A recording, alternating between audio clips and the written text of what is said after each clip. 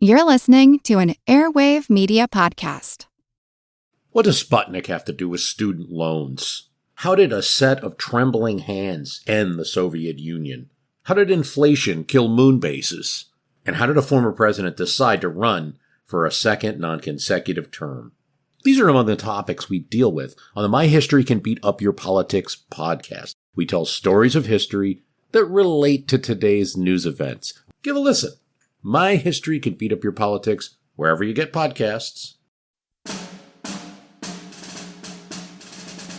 It was a brilliant sight, the march of the 3rd Army Corps under Sickles from its place in the line of battle near Little Round Top, half a mile toward the west and the southwest, to occupy a new position on the ridge in their front.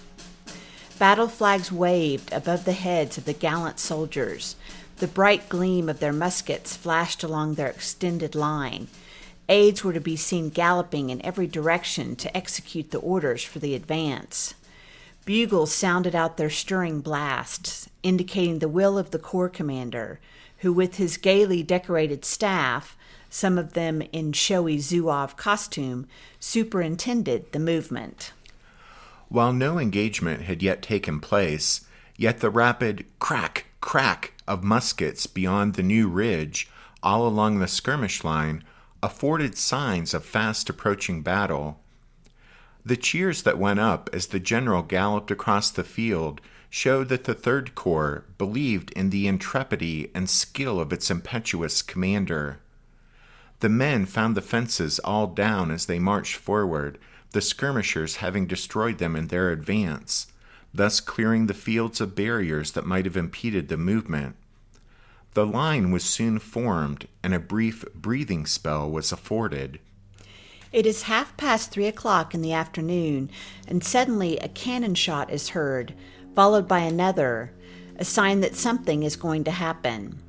General Sickles has been at Meade's headquarters, half a mile away to the rear on the Taneytown Road, and the noise of the artillery brings him galloping to his corps, with General Meade following close behind.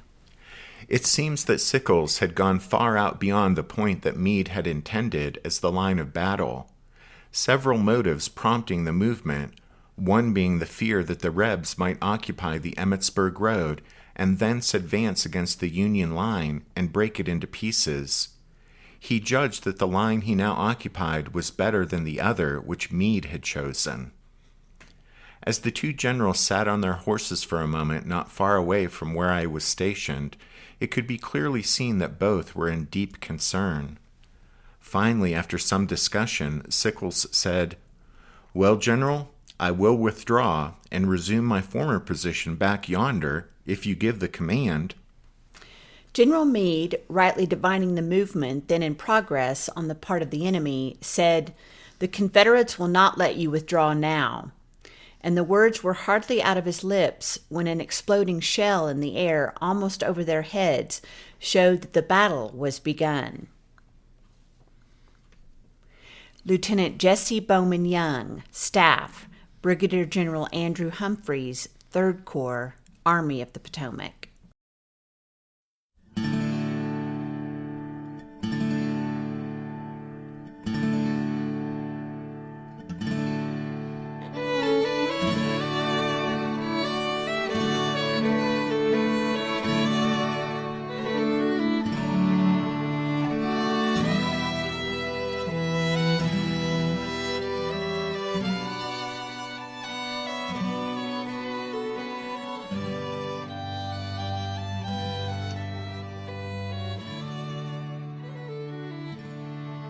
Hey everyone, welcome to episode number 343 of our Civil War podcast. My name is Rich. And I'm Tracy. Hello, y'all. Thanks for tuning into the podcast. As y'all recall, we used the last show to talk about Longstreet's flank march on the second day of the Battle of Gettysburg, July 2nd, 1863, which ended up involving a great deal of time-consuming backtracking and countermarching in order to stay out of sight of the Federal signal station over on Little Round Top. It wouldn't be until about 3:30 that afternoon, 3.5 hours after setting out on a march that should have taken about half that time, that the head of McLaws' division, Longstreet's lead unit, at last neared its jumping-off point for the planned attack on the Union Army's left flank. As his men turned left and now marched east up the wooded western slopes of Seminary Ridge, Lafayette McLaws had a very brief conversation with James Longstreet. The Corps commander asked, "How are you going in?" To which McLaws answered, "That will be determined when I can see what is in my front." Longstreet replied, "There is nothing to your front. You will be entirely on the flank of the enemy." McLaws said, "Then I will continue my march in columns of companies, and after arriving on the flank, as far as is necessary, will face to the left and march on the enemy." "That suits me," said Longstreet, before riding off to talk to John B. Hood, his other division commander. And with that, McLaws rode forward to catch up with the head of his division near the crest of the ridge. When he arrived there, the sight that greeted Lafayette McLaws was not at all the one he was expecting. He later wrote, quote, "The view astonished me, as the enemy was massed in my front and extended to my right and left as far as I could see." McLaws was thunderstruck. He was not on the Union left, as he had been told and as he had expected. He was instead directly opposite a line of Union infantry and artillery positioned just 600 yards to his front, in and around the peach orchard, with their lines running both north along the Emmitsburg Road and southeasterly, it appeared, all the way toward Little Round Top. It was obvious the enemy was not holding the positions Robert E. Lee had imagined, and it was now clear to McLaws that Lee's plan of attack was based on an entirely false understanding of the Union line. This, as Lafayette McLaws later noted, quote, "presented a state of affairs which was certainly not contemplated when the original plan or order of battle was given."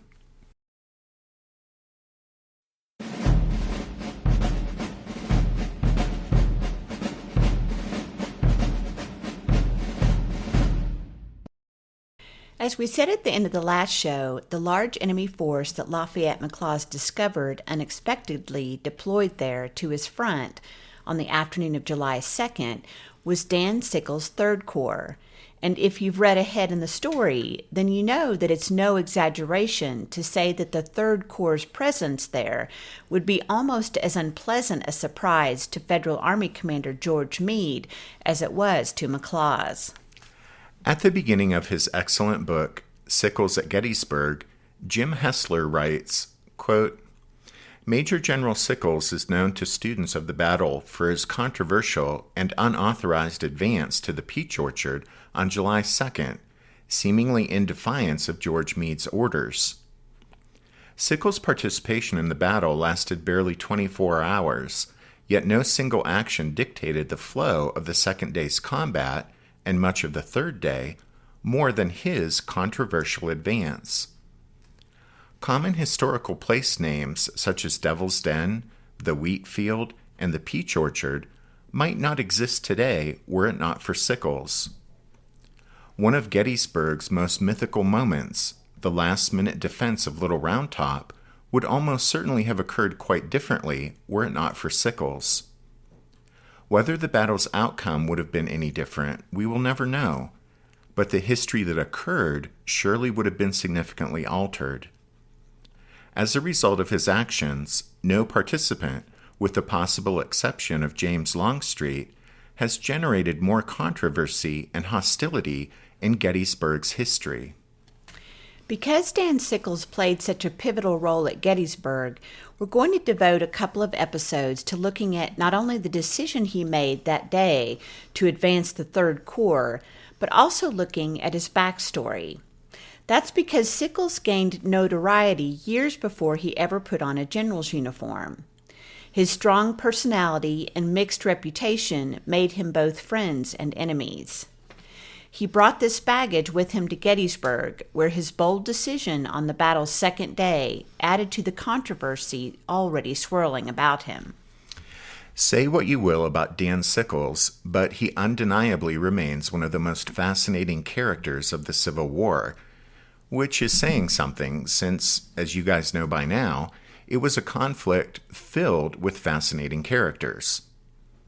But Sickles rose from Tammany Hall politics in New York City to defendant in a sensational murder trial, to serving as the highest-ranking non-West Pointer in the Army of the Potomac, to playing a pivotal role on the war's greatest battlefield.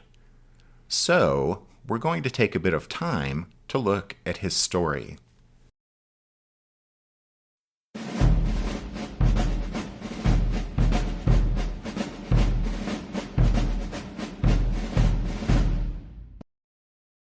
Daniel Edgar Sickles was born in New York City, probably in October 1819, although Sickles himself gave conflicting accounts regarding the year of his birth. Indeed, there's little reliable information about his early years. What is known for certain is that he was the son of George and Susan Sickles, and that George was not only a prominent patent lawyer, but also a real estate speculator who ended up quite wealthy. It seems that as a teenager, Dan had trouble in school and began to associate with unsavory companions and to indulge in what would become a lifelong inclination to dally with women of ill repute. In 1838, in an attempt to separate him from his friends and prepare him for college, Dan's parents installed him in the household of a family friend, Lorenzo de Ponte, an attorney and New York University professor. In the same household were Lorenzo's 89-year-old father, as well as the elder de Ponte's adopted daughter, Maria, and her husband, Antonio Baggioli, a successful composer and music teacher. As it turned out, Dan and Maria were much the same age, and there were rumors of an affair, which is especially unsavory if true, since Maria would eventually become Dan's mother-in-law. Oh, geez, I know. But at the time, Dan's future wife, Teresa, was simply the Baggioli's infant daughter, who was born sometime around 1836, or a couple of years before Sickles went to live with Lorenzo de Ponte. Sickles entered New York University during his second year living with de Ponte, but when his mentor died suddenly in 1840, Dan lost interest in college. He decided to pursue an entirely new path. Sickles was no stranger to the law. His father and his mentor were both attorneys, and as early as 1837, Dan himself was indicted for obtaining money under false pretenses. So naturally, when he dropped out of school, he decided to study law. Right. Well, he was admitted to the bar in 1843 at the age of, let's say, 24. But during those years, Sickles continued to gain a reputation for questionable business practices and sketchy ethics. As a lawyer, he also gained political connections, and perhaps not surprisingly, when he entered the rough and tumble world of New York politics, it was as a Democrat by way of the notoriously corrupt Tammany Hall political organization. As part of the Tammany Hall machine, Sickles' star rose, and in 1847 he was elected to the New York Assembly. During this time, as was common with many prominent, ambitious men of the era, he also burnished his military reputation by joining the state militia. He took part in New York State militia activities from 1849 to 1853 before retiring from it with the rank of major. Sickles continued to be active with the Democratic Party during the 1850s. Still a bachelor, he had a well-earned reputation for fast and extravagant living. He was a regular at one of New York City's most exclusive houses of ill repute. It was run by a prostitute named Fanny White, who took a special interest in Dan. She reportedly, quote, paid his tailor's bills, gave him jewelry to wear, and kept him abundantly supplied in money, end quote. When he was serving in the state assembly in Albany, Sickles earned the censure of his colleagues when he brazenly escorted White into the legislative chamber. There were even rumors that Dan exchanged Fanny's services for campaign favors. As Jim Hessler points out, if true, this may make Dan Sickles the only Gettysburg Corps commander with pimp on his diverse resume.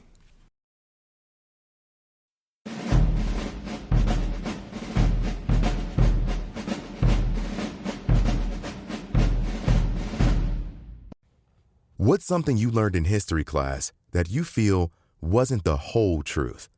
Better yet, what's something you didn't learn at all that was omitted completely? That's what I'd like to call redacted history. I believe that all history, no matter how good or bad, needs to be told. There are wars, massacres, battles, and entire historical events that are just not in our school's history books. Have you ever heard of Mary Bowser? I didn't think so. My name is Andre White, the host of the Redacted History Podcast, the place where history's forgotten events, heroes, and villains get their story told, one episode at a time. So come huddle around the campfire with me and get ready to hear the stories that you were robbed of. And get comfortable. We're going to be here a while. The Redacted History Podcast. Real history never dies. Stream the Redacted History Podcast on Apple Podcasts, Spotify, or wherever else you get your podcasts. Did archaeologists discover Noah's Ark? Is the rapture coming as soon as the Euphrates River dries up? Does the Bible condemn abortion? Don't you wish you had a trustworthy academic resource to help make sense of all of this? Well, I'm Dan Beecher, and he's award-winning Bible scholar and TikTok sensation Dr. Dan McClellan, and we want to invite you to the Data Over Dogma podcast, where our mission is to increase public access to the academic study of the Bible and religion, and also to combat the spread of misinformation about the same. But, in a fun way. Every week we tackle fascinating topics, we go back to source materials in their original languages, And we interview top scholars in the field. So whether you're a devout believer, or you're just interested in a clear-eyed, deeply informed look at one of the most influential books of all time, we think you're going to love the Data Over Dogma podcast. wherever you subscribe to awesome shows. Fanny White wasn't happy, not happy at all, when she heard rumors that Dan's wandering eye had turned upon a certain young Italian girl. Fanny was so unhappy, she reportedly went after Sickles with a whip.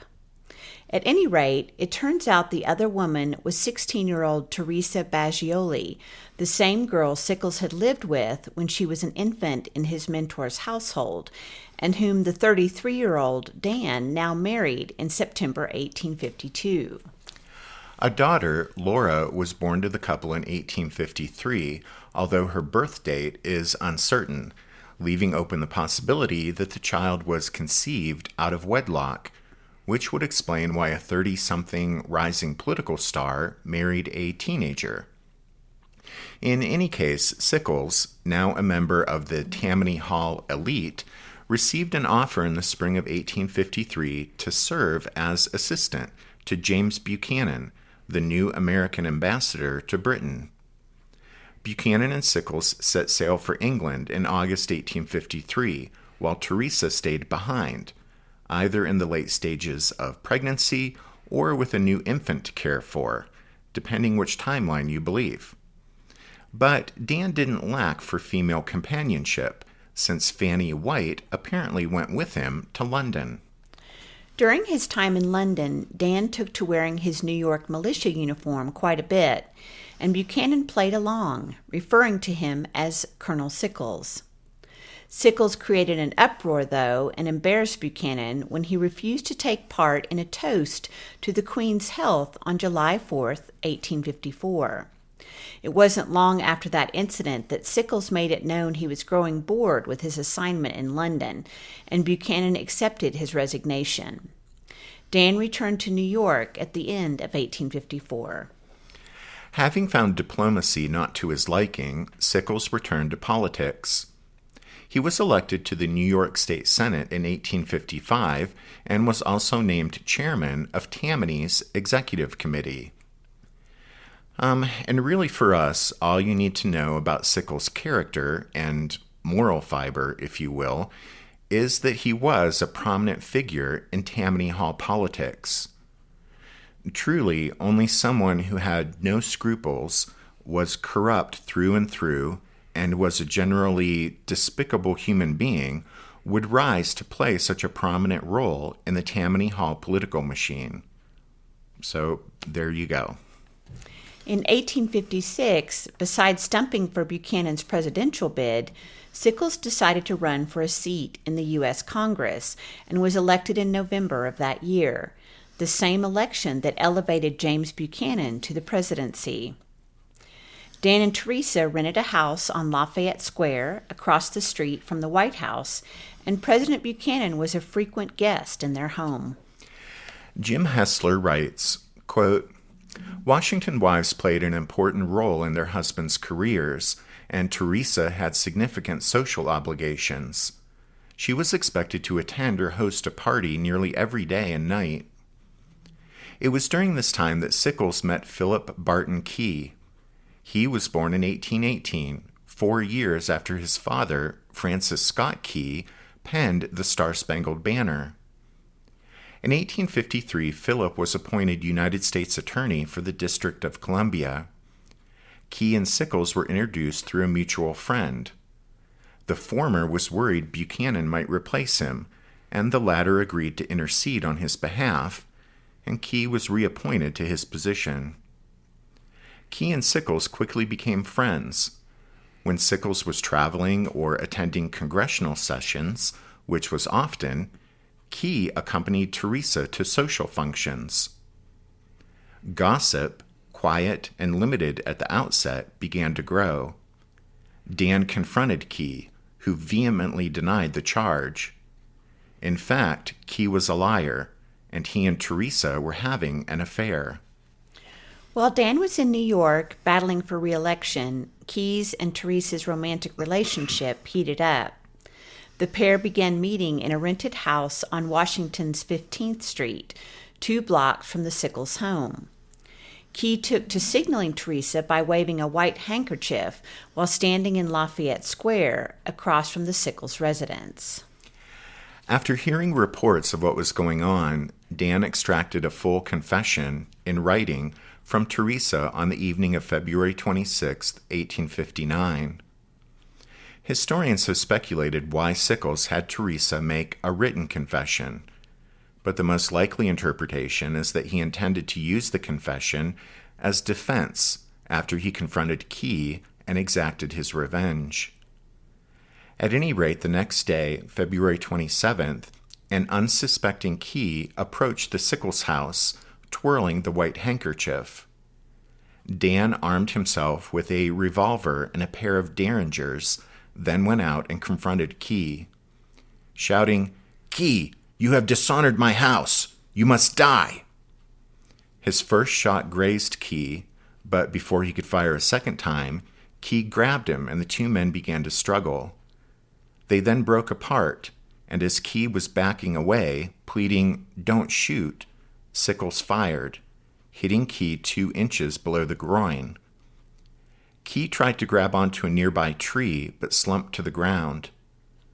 Sickles walked over and pulled the trigger a third time. The gun misfired, so he cocked the piece again, placed it against Key's chest, and this time it fired. Sickles placed the barrel against Key's head and pulled the trigger once more, but again it misfired. By this time, numerous people were gathered around the scene, and Sickles was led away, while Keyes was carried to a nearby club, where he died shortly thereafter.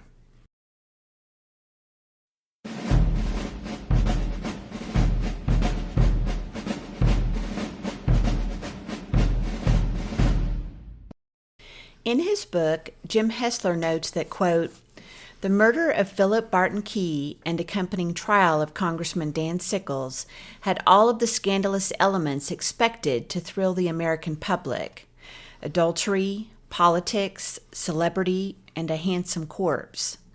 Newspapers across the country provided extensive coverage. The shocking killing was daily front-page news." Hessler also notes that an immediate and significant show of public sympathy broke out for the accused. It was apparent that, even to his enemies, adultery was justifiable excuse for the crime. When Sickles' trial began on April 4, 1859, he had the 19th century version of a legal dream team. He had no less than 8 high-powered attorneys representing him. And although he wasn't the lead counsel, the defense team is best remembered for the presence of future Secretary of War Edwin Stanton. In a courtroom packed with spectators and newspaper reporters, Sickles pleaded not guilty in a clear and firm voice. By the second day of the trial, one reporter wrote, quote, "I will not be at all astonished if Sickles is acquitted with the least trouble." One particular part of the strategy adopted by Sickles' lawyers made the trial noteworthy for something beyond its scandalous aspects. You see, it was put forth by the defense that the recent discovery of the affair, compounded by seeing Key in front of his own house, had produced, quote-unquote, mental unsoundness sufficient to cause deadly violence. Complete insanity was a valid and previously established defense, but the Sickles team is believed to have argued before an American jury for the first time what would become known as the temporary insanity defense. At the end of both sides' closing arguments, the judge instructed the jurors that questions of insanity should be considered, quote-unquote, at the moment when the crime was committed, and so the judge basically validated the defense's case. The jury deliberated an hour and 10 minutes before returning with a verdict of not guilty. Most newspapers praised the verdict. For the most part, the moral climate of that era viewed Key in the wrong and Sickles as the righteous avenger. Public attention quickly turned toward the presumably scandalous upcoming divorce of Dan and Teresa. But in a completely unexpected twist in the story, rumors began to circulate that the couple had reconciled. In July, the New York Herald reported that, quote, "It is said their love is greater than ever." Hessler writes, quote, "The reconciliation turned public opinion resoundingly against Dan, and the verdict of innocence was now openly questioned." A correspondent for the Philadelphia Press newspaper argued that if Teresa can be forgiven now than under the circumstances, as now developed, Key ought to have been spared. By taking Teresa back into his bed, Sickles alienated most of his personal friends and political allies. What this meant was that Dan was decidedly on the sidelines when he reported back to Congress in December 1859. He had little influence, participated in few debates, and was shunned by his colleagues. Famous Southern diarist Mary Chestnut witnessed Sickles, quote, "sitting alone on the benches of Congress. He was left to himself as if he had smallpox." End quote.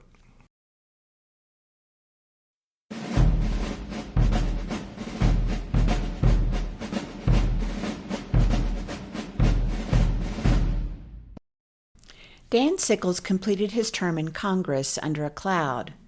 Too realistic to make another run for re-election, Sickles returned to New York City in early 1861 to pick back up with his law practice. Having been driven out of Congress by those who couldn't abide his decision to forgive Teresa, and having returned to New York as a private citizen, Sickles was at loose ends, so to speak, when the secession crisis turned from words to open warfare in April 1861. As a Democrat in the pre-war Congress, Sickles, like most Northern Democrats, had for the most part voted with the powerful Southern Democratic bloc, even to the point of echoing their insistence that the Union could never be preserved by force. However, after the opening of hostilities with the firing on Fort Sumter, he changed his tune and seems to have been genuinely outraged by the threat to the national government. Sickles and a friend received permission to use their influence to raise a brigade of troops from New York. Using speeches and calls to patriotic duty, they recruited thousands of men who filled the ranks of first 3 and then eventually 5 regiments. Sickles, who received a colonel's commission, promptly dubbed them the Excelsior Brigade, after the New York State motto, "Ever Upward."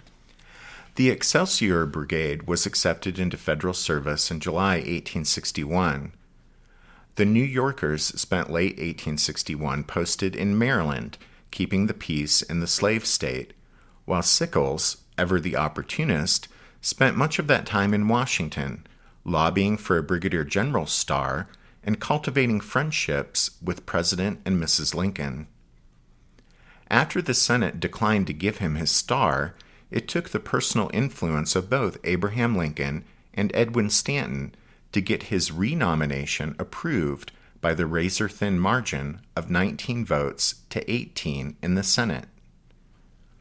By that time, the Excelsiors, as part of Joe Hooker's division in the Army of the Potomac, had sailed south, headed for the peninsula, where they were taking part in McClellan's campaign against Richmond. It wasn't until May 24, 1862, that orders were officially cut for the newly minted brigadier general to join his command in Virginia. It had taken a while, but Dan Sickles was finally going to war.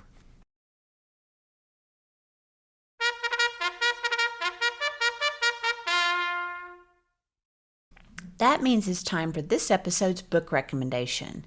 And our recommendation this time is Sickles at Gettysburg by James A. Hessler. The subtitle of Hessler's book is The Controversial Civil War General Who Committed Murder, Abandoned Little Round Top, and Declared Himself the Hero of Gettysburg. So, there you go. We highly recommend it. Don't forget you can find all of our book recommendations if you head over to the podcast website, which is www.civilwarpodcast.org. Just last week, we released Members Episode number 114 over on Patreon, in which we look a little bit closer at John Burns' story than we did here in the regular episodes. As you guys know, Burns was the old fellow, the Gettysburg civilian, who pitched in to fight the Rebs on the first day of the battle.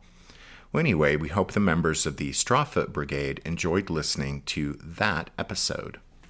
As we wrap up this show, we want to thank the newest members who have signed up to support the podcast. Russell, Eric, Jarek, Michael R., Scott, Michael S., Joshua, and Andrew. M. Rupp, Big Daddy O, Daniel, John B., Eric, William, Craig, Austin, John C., and Ian. And thanks to Ed B., Carla, Edward N., Russell, Jason, Greg, and John H. for their donations. And thanks to all of you for listening to this episode of The Civil War, 1861 to 1865, a history podcast. Tracy and I do hope that you join us again next time when we'll talk some more about Dan Sickles' story and get him up to the morning of July 2nd, 1863, there at Gettysburg. But until then, take care. Thanks, everyone. Bye.